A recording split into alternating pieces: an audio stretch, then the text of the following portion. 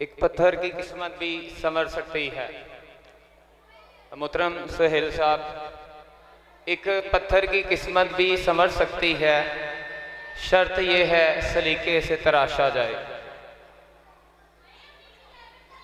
इससे पहले स्टेज पर जनाब हमारे इंतहाई काबिल एहतराम आबिद खोखर साहब अपने ख्यालात का इजहार कर रहे थे।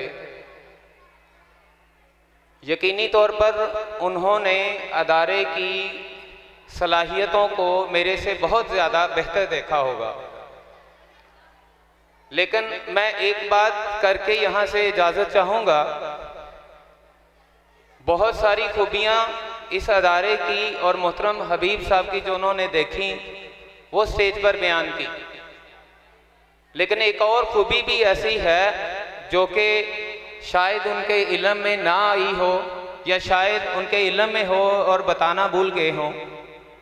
वो ये है कि आज के इस तेज़ दौर में, इस टेक्नोलॉजी के दौर में, किसी अदारे के एमडी के लिए सिर्फ टीचर होना या क्वालिफाइड होना काफ़ी नहीं है।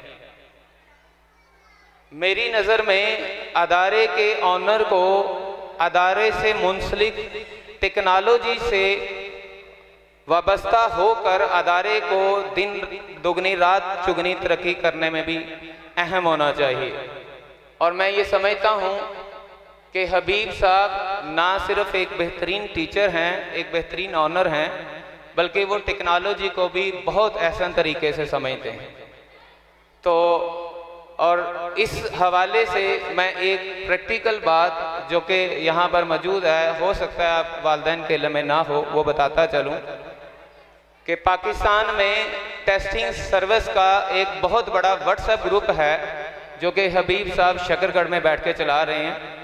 और ना सिर्फ उसमें गुजरांवाला बोर्ड से रिलेटेड हदायत हैं, बल्कि हम लोग भी उसके मेंबर हैं, बल्कि ऑल ओवर द पाकिस्तान जितने भी बोर्ड्स हैं, स्पेशली बोर्ड एग्ज़ाम के दिनों में वो ग्रुप जो है हम सब के लिए बहुत ज़्यादा फ़ायदेमंद है। इसके अलावा सॉफ्टवेयर इनके पास चल रहा है, यकीनी तौर पर ये हमसे भी रहनुमाई लेते हैं और हम इनसे भी रहनुमाई लेते हैं। तो आबिद साहब ने दो बातें बयान की।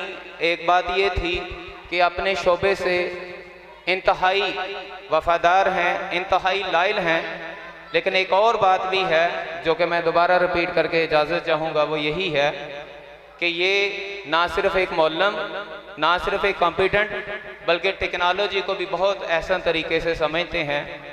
इसकी मिसाल ऐसी है कि आज से आप अगर गौर करें, चंद साल पहले इसी लोड की दुकानें होती थी, बड़ी बड़ी फोटोशॉप होती थी, आज वही चीज़ लोग मोबाइलों में लेके घूमते हैं।